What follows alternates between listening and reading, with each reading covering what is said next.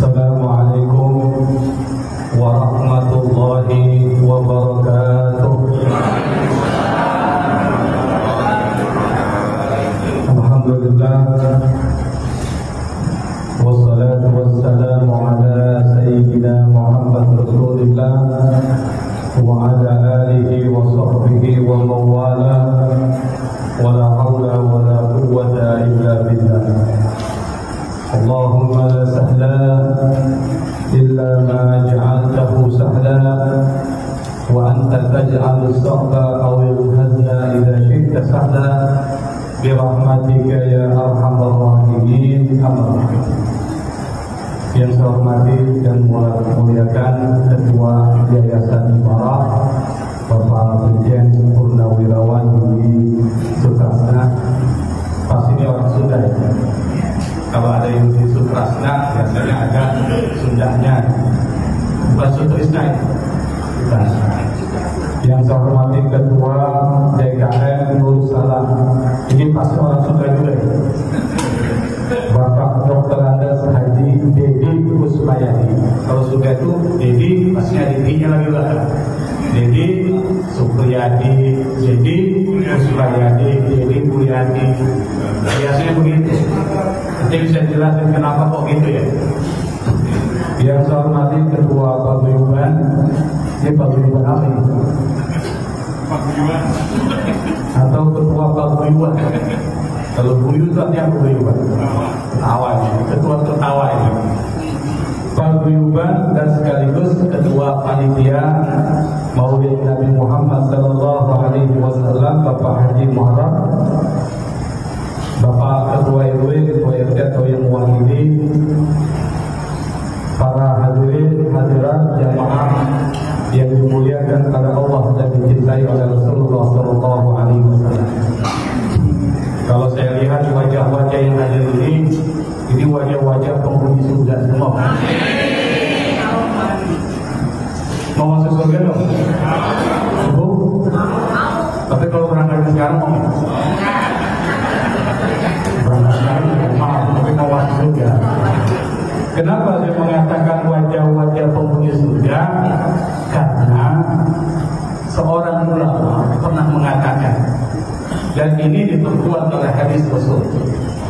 Apa kata ulama? Man qasada mawdi'an yuqra'u fihi maulidun Nabi sallallahu alaihi wasallam faqad qasada rawdatan min riyadil jannah. Wa ma qasada dzalika al-mawdi' illa li mahabbati Rasul. Kata seorang ulama yang bernama As-Sirri As-Sahabi, dia adalah seorang ulama sufi dekat dengan Allah, wali bin awliyaillah. Dia pernah mengatakan, barang siapa yang niat hadir atau bahkan dia menghadiri maudi'an tempat yuqra'u fihi, yang di tempat itu dibacakan Maulidun Nabi, tentang Maulid Nabi Muhammad sallallahu alaihi wasallam, apakah dibacakan kisah-kisah Nabi yang ditulis dengan syair-syair yang indah, maka muncullah Maulid Nabi itu. Ada Maulid Barzanji, orang-orang Kemanggisan itu biasanya baca Barzanji. Ada Maulid Azhar, ada Maulid Simtud Duror, ada Ad-Dibai, ada Ad-Diyar, lalu banyak yang di dalam maulid itu disusun dengan bahasa yang indah, yang tujuannya itu adalah memuji, menceritakan kisah Rasul. Cuma kita nggak paham isinya, betul, karena pakai bahasa apa? Bahasa Arab. Akhirnya dibacakanlah oleh ibunda kita sekilas tentang maulid Nabi, cerita kelahiran Nabi.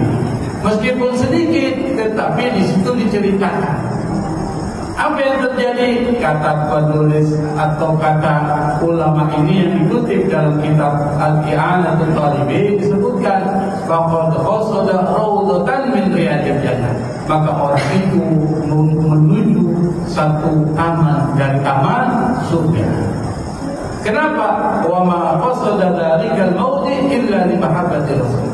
Karena nggak mungkin dia pergi ke tempat itu kecuali kalau cinta sama Rasul. Ibu cintanya sama Rasul? Bapak cinta enggak? Cinta, pasti cinta. Kita datang ke sini karena apa? Karena cinta Nabi. Kalau nggak cinta, ngapain kita datang capek-capek? Enakan langsung sinetron ke rumah kan? Tapi karena kita cinta kepada Nabi Muhammad SAW, datang kita beri mahabbatil Rasul. Karena cinta kepada Rasul. Apa kata Rasul? Man ahabbani kana ma'i fil jannah. Barang siapa yang cinta kepadaku, kata Nabi, kana ma'i fil jannah, maka yang cinta kepadaku, dia akan bersamaku di dalam surga. Berarti kita ini adalah calon penghuni surga. Amin. Tapi untuk mengatakan cinta kepada Nabi, buktinya mana? Nah, ini kita bahas dulu. Ada indikator, kata orang kampus. Indikatornya apa indikator? Alat untuk ukur. Kita cinta sama dia, cinta. Mana ukurannya kalau cinta? Ibu cinta sama suaminya, cinta. Apa bukti cintanya? Dibalikin kepada suami, suami cinta kepada istrinya, cinta. Apa bukti cinta kepada istri? Cinta nggak kepada Nabi, cinta. Apa bukti cinta ente kepada Nabi? Nah, kita akan bahas. Yang pertama, kita pakai ukuran. Karena kalau kita ingin ukur, ada ukurannya. Ukur baju, ada ukurannya nggak? Ada. Cinta kepada Nabi harus diukur. Ukurannya apa? Yang pertama, ukurnya ada satu pendapat perkataan seorang ulama namanya Ibnul Qayyim Al-Jauziyah. Beliau murid dari Ibnu Taimiyah. Banyak penulis kitab-kitab tasawuf, kitab akhlak, dan saya punya kitab-kitab itu. Kata beliau, wa min alamatil hub kasratu dzikril mahbub. Tanda orang itu cinta, dia banyak menyebutin orang yang dicintainya itu. Kalau kita cinta, kalau kita cinta sama suami, kita bangga-banggain suami sama di depan para perempuan-perempuan temannya itu. Suami gue dong, lihat fotonya. Meskipun tampaknya berantakan, dia yang paling ganteng sedunia, dibanggakan. Sama dengan suami itu. Lu belum lihat sih istri gue di fotonya nih, dibangga-banggain. Kenapa? Cinta. Kita punya mobil, kita cinta sama mobil itu, kita ceritain di mobil itu kemana aja, sampai orang bengang telinganya. Tahu bengang? Apa bengang? Ini orang Betawi nih, ngomong nih, apa? Udah tuh, ibu udah lama tinggal di Betawi nih, ini kemanggisan ini. Kata orang dulu tempatnya Jawa, tempatnya ulama nih. Betul ya? Kemanggisan. Udah berbau, meskipun dari mana-mana kalau udah kumpul di Hankam ini udah kemanggisan. Dulu masih kecil saya lewat terus nih, terus sini. Tapi sekarang udah ditutup ya. Dulu udah kemanggisan pulau lewat, jalan sampai Selipi itu jalan kaki. Tapi sekarang udah ditutup kayaknya. Jalur ke sini. Nah, kalau kita cinta kepada Nabi, sering nyebutin Nabi. Gimana cara nyebutin Nabi? Yang pertama, kita memuji Nabi Muhammad SAW. Puji Nabi. Apakah Nabi suka dipuji? Nabi suka dipuji. Kenapa? Nabi pernah memberikan hadiah kepada orang yang menguasai pujian kepada Rasulullah. Seperti Allah suka dipuji. Kenapa? Nabi sempurna. Karena Nabi sempurna, wajar dipuji. Kita tidak sempurna, Pak, nggak pantas dipuji. Makanya kalau ada orang puji kita bilang apa? Alhamdulillah, astagfirullah. Kenapa alhamdulillah, segala pujian milik Allah, dan minta ampun kepada Allah. Kenapa? Khawatir ada riya di situ, nggak pantas saya dipuji. Kelihatannya aja bagus, belum tentu di rumahnya bagus. Maka ketika kita dipuji orang, itu pada hakikatnya Allah tutup aib kita. Coba kalau Allah tutup aib kita, Allah buka aib kita, malu kita jalan lewat di sini, malu. Orang tahu semua situ tuh. Kalau tidur ngiler, Tapi kan ditutupi oleh Allah. Coba kalau dibuka oleh Allah, malu kita. Kalau di rumah kentut dulu, suami kan kentut diri, suami kentutin istri. Ini saya bukan curhat ya, saya bukan curhat. Emang sering kentut diri, harus sabar. Kenapa? Itulah aib kita. Tapi kalau Allah singkap aib kita, malu. Ibu malu kan kalau kentut di depanmu? Malu. Bapak malu dong? Malu tuh. Makanya kalau ada teman kita kentut, jangan di-expose. Kita kentut nih. Kalau ada bangku, bangkunya gerakin supaya suara kentut itu sama dengan suara gesekan bangku. Ya, kita dengar sendiri supaya orang lain tidak dengar aibnya kebuka. Atau kita diam aja, orang-orang yang dengar. Jangan betul deh, jangan bilang begitu. Biar aja dia. Hidung mata kita ke depan aja, mau nengok-nengok. Itu caranya gitu. Allah tutup aib.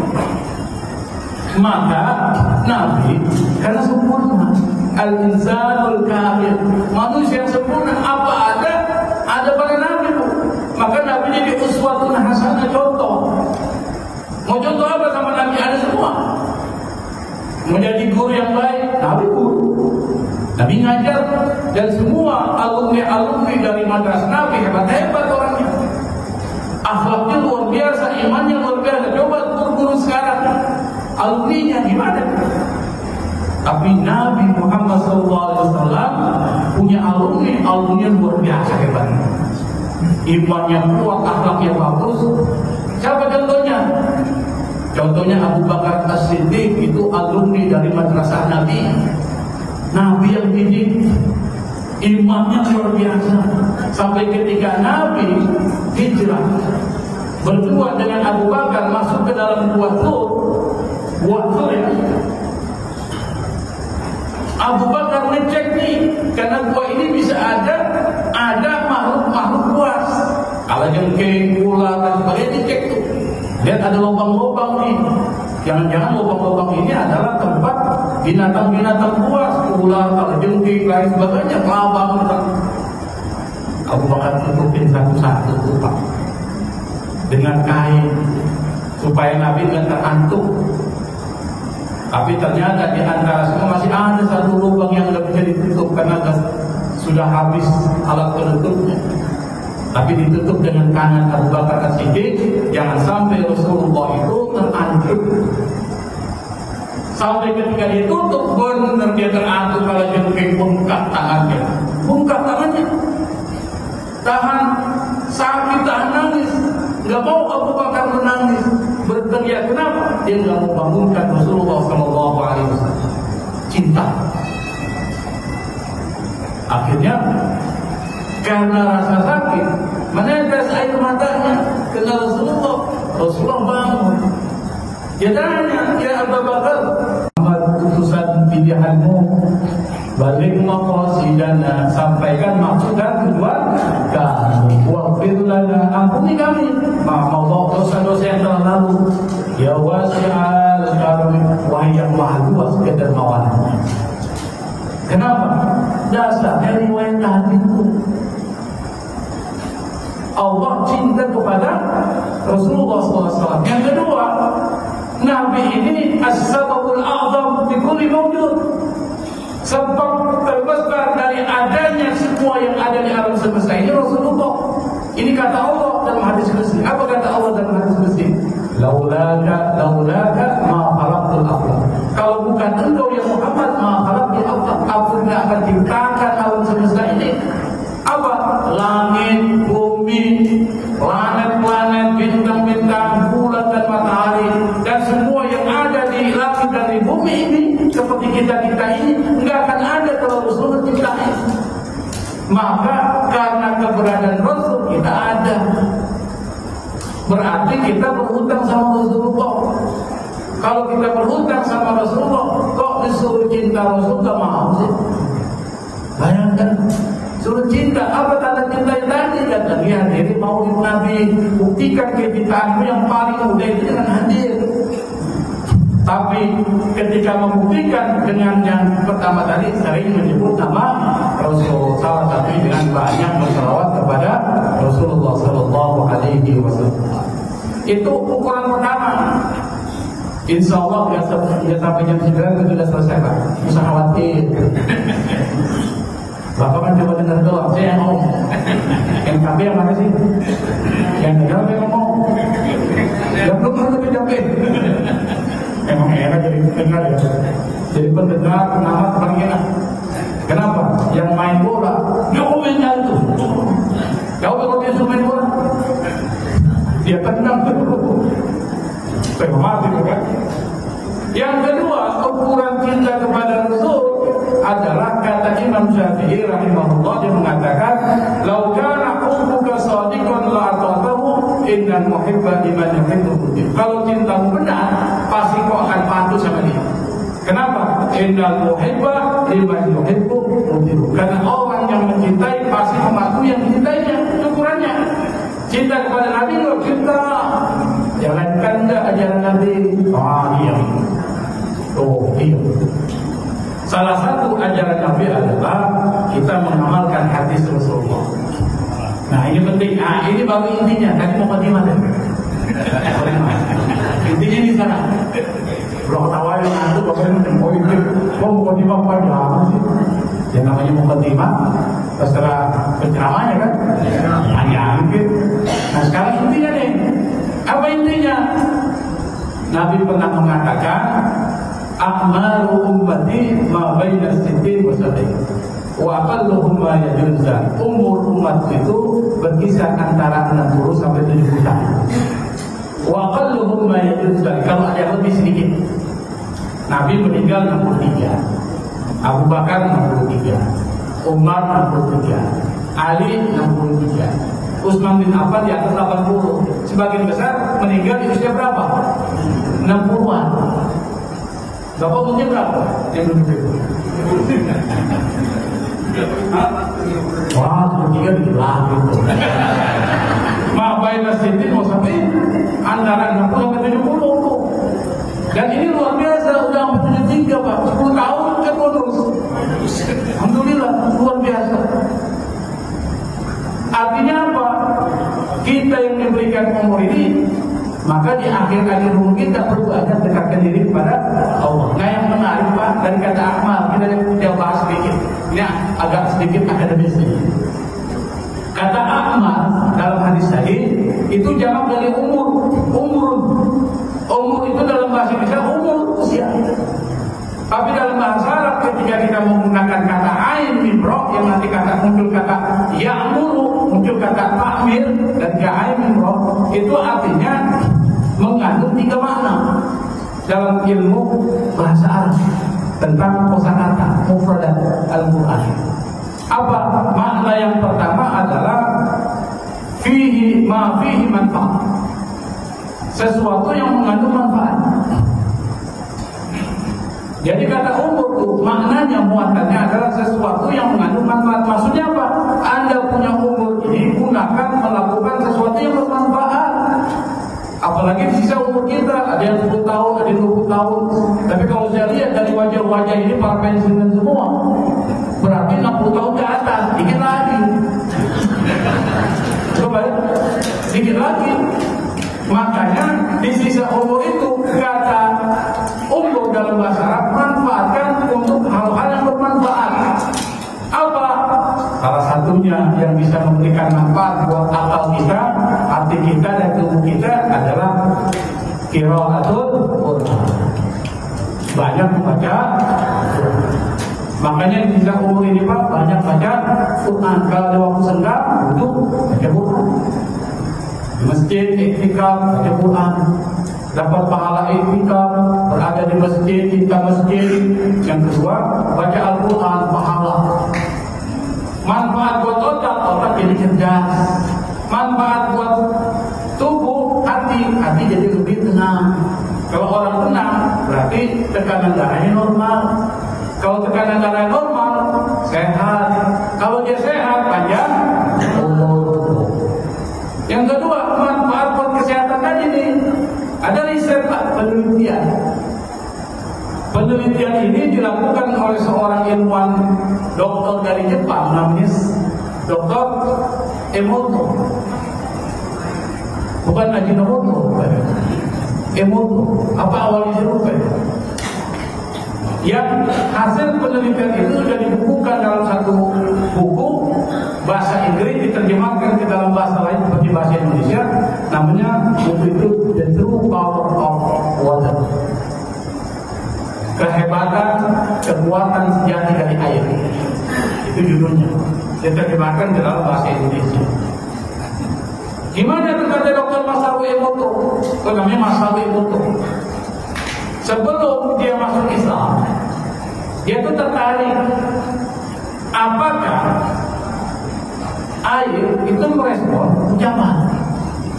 Dia tertarik meneliti itu. Jawabannya pertanyaan, apakah air merespon ucapan? Akhirnya dia siapkan 2 buah gelas. 2 buah gelas ini diisi air. Si air. Setelah diisi air, yang satu dikata-katain itu, dimaki-maki, dicaci-maki air itu. Sementara yang satu dipuji-puji. Karena Dr. Masaru Emoto itu bukan muslim, maka keluar kata-kata yang positif. Ya air, wahai air, terima kasih sudah memberikan kehidupan. Tanpamu tidak ada kehidupan. Memang Allah jadikan segala sesuatu hidup dari air. Wa ja'alna minal ma'i kulla syai'in hayy. Kata Allah dalam surah Al-Anbiya, kami jadikan segala sesuatu yang hidup dari air. Setelah kedua gelas berisi air diberikan perbedaan treatment, perlakuan, yang satu dipuji, yang satu dimaki, lalu kemudian dibekukan. Setelah dibekukan, Pak, difoto dengan alat fotografi yang canggih, resolusinya sangat tinggi, difoto. Setelah difoto, ternyata Pak, Bu, air yang diberikan kalimat-kalimat kotor itu memperlihatkan gambar yang berantakan. Gambar-gambar kristal air yang berantakan. Tapi air yang disebutkan kalimat-kalimat yang positif itu memperlihatkan gambar yang indah sekali. Dan itu ada gambarnya dalam buku itu. Nah sekarang pertanyaannya, kesimpulannya adalah air merespon ucapan. Sekarang kita lihat nih, diri kita. Nih diri kita. Ibu kalau ditusuk jarum, pisau, yang keluar apa? Darah. Cairan. Mengalir kan? Berarti hampir sebagian besar apa yang ada dalam tubuh kita itu darah. Apa menurut saya? Kalau setiap hari kita ucapin kalimat-kalimat yang kotor, negatif, caci maki orang, menghina orang, membuli orang, fitnah kepada orang lain dengan lisan kita, maka itu akan direspon secara negatif oleh darah yang ada dalam tubuh kita. Makanya Nabi larang tuh, falyaqul khairan aw liyasmut, katakan yang baik, kalau nggak bisa diam aja. La yasmut qawmun min qawmin asa an yakunu khairan minhum. Jangan satu kaum mencela kaum yang lain. Wala talmizu anfusakum, jangan mencela memaki itu. Wala tanabadu bil alqab, atau memberikan gelar-gelar yang enggak bagus kepada orang. Kan kita lihat sering ada orang kulitnya hitam, kita panggilnya apa? Hitam. Oh, nggak usah dipanggil dengan itu, mungkin bercanda, tapi kan orang bisa dendam. Oh, dipanggil hitam, nggak tahu itu panggil hitam, apa lagi tuh? Ah, Irang nggak sama Irang tuh. Irang kan bahasa Jawa tuh. Wong Irang tuh, marah nggak? Bapak marah nggak? Nggak marah, dia nggak hitam, nanti itu marah. Begitu. Jadi jangan memberikan gelar. Islam itu indah, Pak. Kalau kita ngerti Islam, nggak mungkin kita jadi mati orang. Dan itu akan mempengaruhi darah yang ada dalam tubuh kita. Kalau kita ngucapin yang baik-baik itu, yang baik-baik, itu akan direspon oleh darah, sehingga orang yang selalu baik sama orang, mengucapin kalimat baik pada orang itu udah gelisah hidupnya. Tapi kalau suka caci maki, mungkin orang yang hidupnya gelisah. Kalau orang hidupnya gelisah, darahnya naik turun. Kalau darahnya naik turun, dia suka stres. Orang suka stres, bisa stroke. Tapi kalau orang tenang, dia caci maki orang, dia suka sama orang, tenang hatinya, darahnya juga stabil. Kalau stabil dia sehat-sehat, umur panjang itu Islam. Sekarang pertanyaannya, ada nggak satu kalimat yang lebih baik dari Al-Quran? Ada nggak Bu? Nggak ada. Maka disuruh baca Al-Quran. Kalau Anda membaca Al-Quran, maka akan direspon oleh cairan yang ada dalam diri Anda, dan Anda akan menjadi orang yang sehat. Sehat hatinya, sehat jasmaninya. Maka baca Al-Quran, disuruh oleh Nabi. Iqra'ul Quran, baca Al-Quran, baca Al-Quran. Nabi motivasi, setiap hurufnya ada 10 kelipatan pahala. Apalagi di bulan Ramadan tambah terus. Supaya apa? Semangat kita baca Quran. Itu makna yang pertama. Makna yang kedua, yang terakhir, sampai jam 9 kita ini, kita lihat ini. Ada apa ya? Kalau kita jam 9, berhenti saya berhenti. Masih ada waktu 9 menit lagi. Yang kedua, dari kata ain mimro umur, itu artinya apa? Artinya adalah ma fihi barakah. Sesuatu yang mengandung keberkahan. Maksudnya apa? Allah berikan umur kepada kita. Di sisa umur ini kita melaksanakan perbuatan-perbuatan yang mengandung keberkahan. Apa itu berkah? Kita sering sebut berkah nih. Ini ngasih berkat nih, sudah dibacain tahlilan. Ini hidupnya berkah, rumah ini berkah. Ketika kita mengucapkan kepada orang yang menikah, barakallahu lakuma, semoga Allah memberikan keberkahan buat kalian berdua. Apa itu berkah? Ziyadatul fil khair, namanya berkah. Bertambah kebaikan. Bapak, ibu sakit, tapi sakit ini bisa membawa berkah. Kenapa? Dengan sakit kita bisa dekat sama Allah. Selalu ingat Allah. Kita sehat, berkah juga. Dengan sehat kita semakin mendekatkan diri kepada Allah. Rumah yang berkah, ketika rumah itu diberikan sesuatu yang mengandung manfaat. Apa? Ada pengajian di situ, ada baca Quran di situ. Orang lain bisa menggunakan rumah kita untuk kebaikan. Itu rumah berkah. Sama dengan mobil berkah nih. Misalnya apa? Mobil kita punya, jangan pakai sendiri. Kalau ada orang lain yang mau melahirkan dan punya transportasi, bawa tuh. Itu namanya mobilnya berkah. Maka Rasul ngajarin supaya Anda hidupnya berkah, jangan lupa sedekah. Itu kunci yang paling hebat. Apapun persoalan Anda, jawabannya dengan sedekah. Mana waktu yang paling bagus? Di waktu setelah sholat subuh sampai terbenam terbit matahari. Itu yang bagus. Kenapa? Rasulullah pernah mendoakan, Allahumma barik fi ummati fi bukuri. Allah berkahi umatku pada waktu-waktu antara setelah selesai sholat subuh sampai terbit matahari. Dan malaikat turun di situ. 2 malaikat turun. 1 malaikat doain, ya Allah berikan kepada orang yang bersedekah kau berlipat gandaan rizkinya. Rizki bukan cuma harta, kesehatan juga. Ya Allah berikan kepada orang yang pelit, yang mau sedekah, kehancuran dalam hartanya, hidupnya gak berkah. Tuh, doain malaikat kalau doa pasti Allah kabulin. Nah, sedekah. Maka kalau kita sakit, solusinya selain berobat, sedekah. Kita mau kaya, selain berusaha bekerja, banyakin sedekah. Kita mau ada kebutuhan sama Allah, misalnya mau jabatan naik nih, selain kita urus administrasinya, perbaiki kinerja, tetapi juga kita perkuat dengan sedekah. Ada satu cerita terakhir. Ini Ali bin Abi Thalib. Ali bin Abi Thalib ini miskin, sahabat Nabi yang miskin itu Ali bin Abi Thalib salah satu. Istrinya juga sama miskin. Siapa istri Ali bin Abi Thalib? Fatimah. Miskin. Kemudian Fatimah tiba-tiba beliau dapat upah dari menenun kain, diberikan oleh seorang sahabat Nabi, dapat sekitar 10 dinar atau dirham.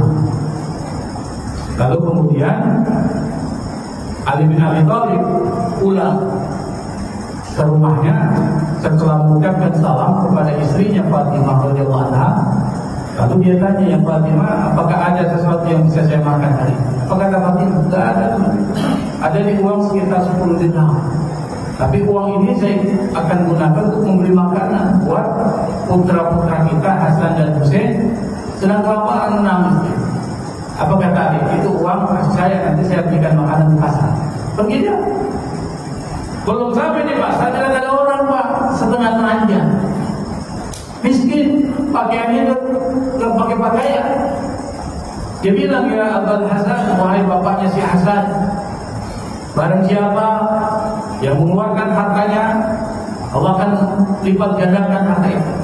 Itu Ali bin Abi Thalib berpikir panjang. Uang 10 dirham satu-satunya dia serahkan kepada orang itu.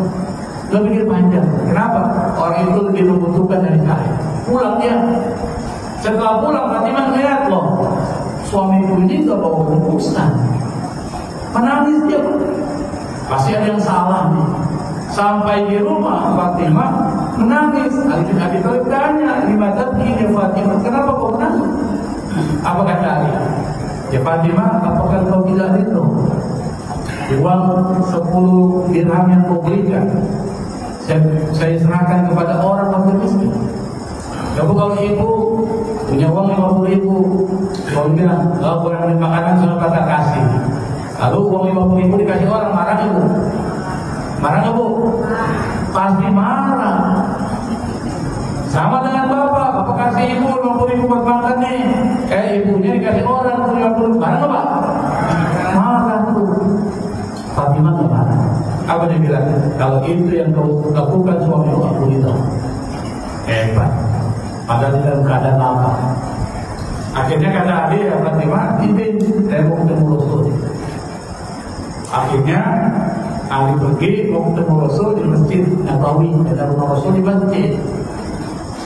Belum sampai ke masjid Rasulullah, ada orang Arab bawa unta.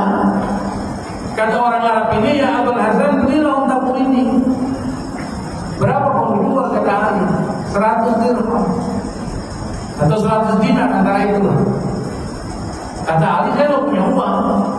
Gini aja, ini unta kau pegang aja dulu, nanti uangnya belakangan lah.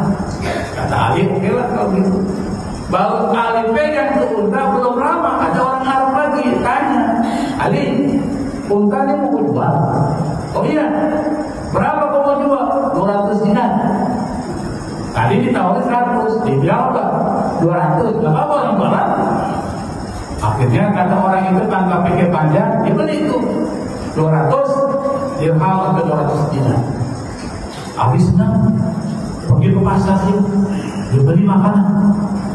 Pulang ke rumahnya dikasih Fatimah, cerita sama Fatimah. Fatimah senang, anak-anak pun menjadi kelaparan. Kalau dia bilang sama Fatimah, maksud tujuan saya mau ke Rasul, saya mau kembali lagi. Pergilah ke rumah Rasulullah, belum sampai ke pintu masjid, tuh Rasul tersenyum, senyum dia. Ali bingung nih, kenapa nih Rasul tiba-tiba senyum? Rasul kemudian tanya, ya Ali, engkau yang cerita atau aku yang cerita? Bingung lagi kan, maksudnya apa ini? Kata Ali, untuk saja ya Rasulullah, memangnya ada apa? Tahukah Ali siapa orang Arab yang jual unta kepadamu dan yang membeli unta darimu? Tidak tahu oleh Rasul. Apa kata Nabi? Kata Nabi, yang menjual unta itu adalah malaikat kami. Yang membeli unta kepadamu adalah malaikat Jibril. Dua malaikat turun tangan menyelesaikan persoalan kemiskinan Ali bin Abi Thalib. Engkau beruntung wahai Ali, dari setiap dirham yang kau sumbangkan Allah lipat gandakan menjadi beberapa ratus dirham. Itu baru di dunia, apalagi di akhirat. Makanya Bu, Pak, mumpung masih hidup, jangan pelit. Kalau masjid ini ada kebutuhannya, apa kebutuhannya? Saya yang pertama, carpeting, udah lapuk nih, bau nih, itu nih, masih aman nih. Atau yang lain misalnya AC kurang nih, kurang dingin, panas. Ayo sama-sama Bu, jangan diwakaf nih. Kalau ibu bapak misalnya mewakafkan uang untuk beli AC, orang kemudian banyak sholat, setiap orang yang sholat dapat pahala dan ibu mendapatkan pahala seperti orang yang melaksanakan sholat. Enak nggak Bu? Dengan yang capek beda. Orang yang kerja kita dapat pahalanya. Itu apa? Wakaf. Apalagi bangun masjid. Bangun masjid itu, bayangkan berapa tahun itu masjid bisa berdiri sampai 5 tahun lebih mungkin, sampai ratusan tahun. Berapa banyak orang yang sholat, yang taklim di situ dan seterusnya. Semua orang yang melakukan kebaikan di masjid dapat pahala, dan ibu bapak yang wakaf di masjid itu mendapatkan pahala seperti yang melakukan bayang. Sampai ketika kita meninggal di alam barzakh, kita terima kiriman terus tuh dari orang yang melakukan kebaikan di masjid yang kita ada kontribusinya di situ. Makanya kata Nabi, idza mata ibnu Adam inqata amaluhu illa bi'ah. Kalau anak itu ada meninggal, terputus semua amalnya kecuali 3 yang memberikan manfaat. Apa? Ilmu yuntafa'u bi, ilmunya yang bermanfaat buat orang lain. Apalagi waladin shalih lahu, anak soleh yang doain orang tuanya. Yang ketiga apalagi? Sedekah jariyah. Sedekah yang terus menerus mengalir. Kata Imam An-Nawawi ketika memberikan syarat terhadap hadis ini dalam Syarah Muslim, dia mengatakan sedekah jariyah wa hiya al-waqf. Yang disebut dengan sedekah jariyah itulah wakaf. Maka mumpung nih masih hidup nih Bu, yang udah umur 50 tahun ke atas nih, hati-hati. Apa lagi 70? Kalau jalan-jalan sendirian, harus ada yang nemenin, tiba-tiba jatuh, kita nggak tahu. Nah, ada uang sedikit, ingat uang yang sebenarnya adalah uang yang kita jalankan di jalan Allah, real property. Itulah harta yang sebenarnya. Yang kita simpan, anak kita yang rebutin.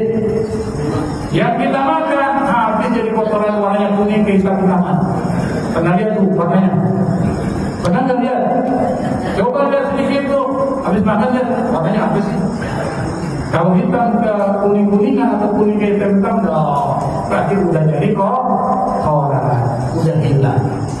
Karena itu sekali lagi, kalau kita cinta Rasulullah, jalankan apa yang diajarkan oleh Rasulullah. Fas'ad fid dunya wal akhirah. Anda akan bahagia dunia dan bahagia akhirat. Ini yang mungkin saya sampaikan. Semoga